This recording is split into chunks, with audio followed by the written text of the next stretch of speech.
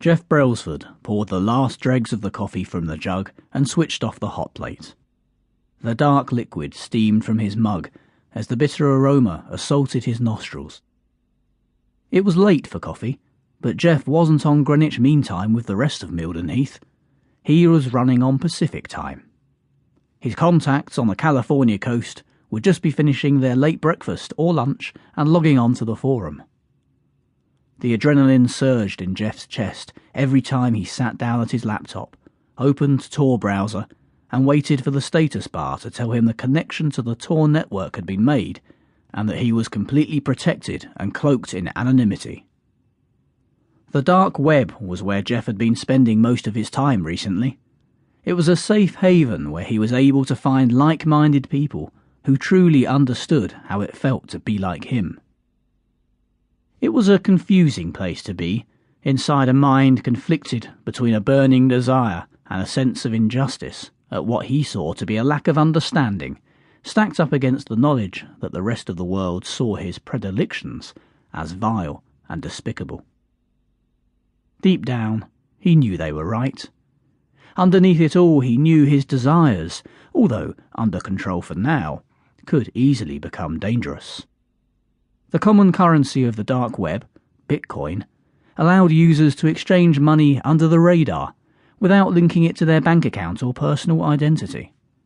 In short, anything could be bought on the dark web, whether it be guns, fraudulently obtained credit card details, or even hired assassins.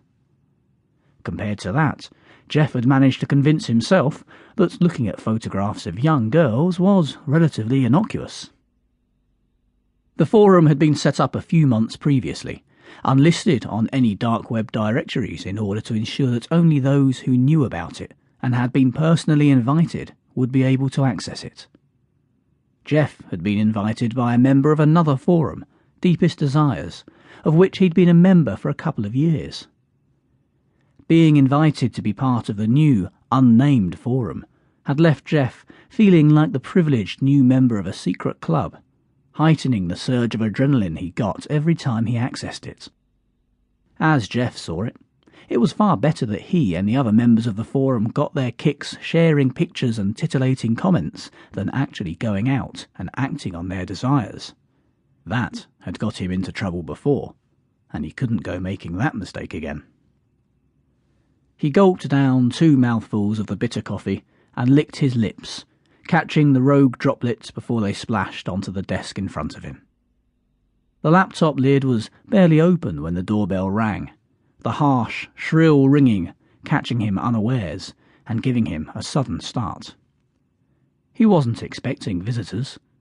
He reasoned it was probably someone collecting for charity or trying to sell double glazing, knocking on doors in the evening assuming that they'd be able to catch people at home. He unlatched the door and pulled it open. The man who stood on the other side of the door was certainly not who he'd expected.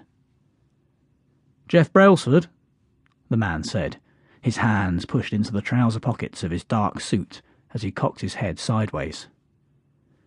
Yeah? Why?" Jeff replied, sensing that something wasn't quite right. "I'm Detective Inspector Richard Thompson. Can I come in?" Jeff faltered for a moment. Had he somehow dropped a bollock on the dark web and managed to allow the police to track him down? No, it wasn't possible. Then again, it could be to do with the double yellows he'd parked on a couple of weeks back. It had only been for a couple of minutes and he hadn't been given a ticket. Or had he? Had it blown off the windscreen and been logged on a system somewhere that he'd ignored it? No, they wouldn't get CID involved with something like that. Have you got any ID?" Jeff asked, stalling for time. "Certainly," the man replied, taking his hands out of his trouser pockets and going to his inside jacket pocket. Before Jeff could realise what the black and yellow unit in the man's hand was, his entire body went rigid, and he lost all motor skills as 1200 volts seared through his testicles.